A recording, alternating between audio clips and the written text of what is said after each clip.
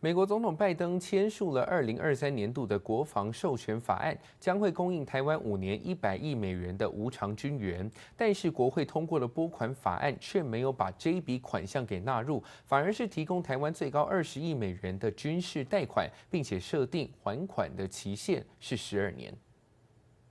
美国总统拜登正式签署2023年度国防授权法案。We're united in our commitment to preserve peace and stability across the Taiwan Strait.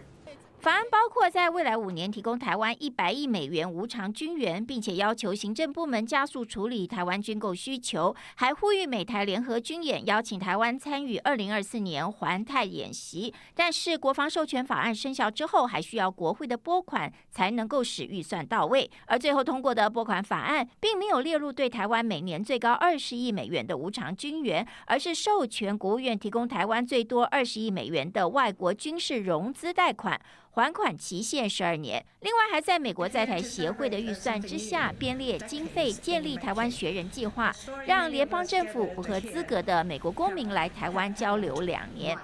美方必须重视中方政党关切，停止遏制打压中国发展，尤其不能以切香肠方式不断挑战中方的红线。而中国大陆外交部长王毅23号与美国国务卿布林肯通电话，王毅告诉美方必须重视中方的正当关切，要求美方停止打压中国大陆的发展，尤其是不能以切香肠的方式不断挑战中方的红线。记者综合报道。美国总统拜登在今天签署了2023财年的国防授权法案，其中包含为台湾提供军事融资、加速对台军售等等。大陆外交部以及国台办也都对这一项法案做出了强烈的抨击。北京时间今天，美国总统拜登将2023财年国防授权法案签署成法，该案包含大量涉华消极条款。中国外交部发言人就此表示，中方对美方执意通过并签署这一法案表示强烈不满和坚决反对，已向美方提出严正交涉。发言人强调，该法案罔顾事实，渲染中国威胁，肆意干涉中国内政，攻击抹黑中国共产党，是对中方的严重政治挑衅。我们接下来要来继续来看到美国方面的天气消息，炸弹气旋是侵袭了美国，引发各地严重的暴风雪。有一家电视台人手不够，就派了体育记者来播报天气，结果呢，他没好气的在连线的时候抱怨连连哦，没想到因此大为爆红。但是也有记者乐在其中，一面玩雪一面播报。强劲的炸弹气旋侵袭美国，影响高达2亿人。一家电视台人手不够，派了主跑体育的记者连线报道气象，结果是出人意料。I normally do sports. Everything is canceled here for the next couple of days. So, what better time to ask the sports guy to come in about 5 hours earlier than he would normally wake up, go stand out in the wind and the snow and the cold and tell other people not to do the same. 因为他是抱怨连连。The good news is that I can still feel my face right now. The bad news is I kind of wish I couldn't. 一直僵在那里连线的他，最后忍不住这么问 I'd go back to my regular job. 他把播报的片段放在推特上，没有想到大爆红。CNN 特别专访他，他坦诚因为只睡了3个小时，所以是一肚子火。 Some of the things maybe I wouldn't have said had I slept for 8 hours. 现在许多人想再看他报气象，可是他却一点兴趣都没有。记者综合报道。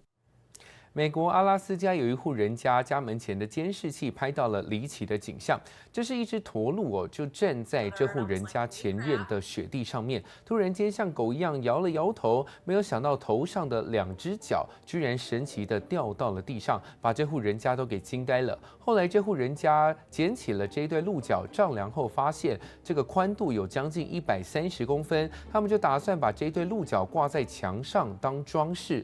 驼鹿通常都会在3月脱角，因此呢，现在是12月脱角，算是非常的少见。而今天是平安夜，每年的耶诞节，北美防空司令部都会出动了雷达、卫星，还有高速的数位相机，让全球的大朋友、小朋友一起来追踪耶诞老人的最新位置，也让小朋友能够确实掌握自己什么时候能够收到礼物呢？ So on a daily basis, actually, NORAD is involved in monitoring the North American airspace for Canada and the U.S. to ensure safety and security of that airspace about both of our countries. But on the 24th, we pick up a very special mission that is to actually still using the same enterprise, the same people, same systems that we use on a daily basis, but this time to track Santa. And we've been doing this for the last 67 years.